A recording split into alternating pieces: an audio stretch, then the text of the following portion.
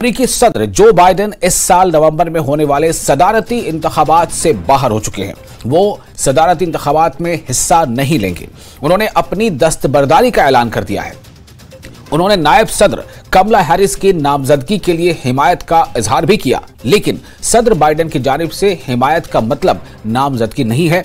अब डेमोक्रेट्स को फौरी तौर पर चंद हफ्तों के अंदर सदारती नामजदगी के अमल में हमाहंगी लाने की कोशिश करनी होगी और इत्तेफाक राय से एक नए उम्मीदवार को नामजद करना होगा।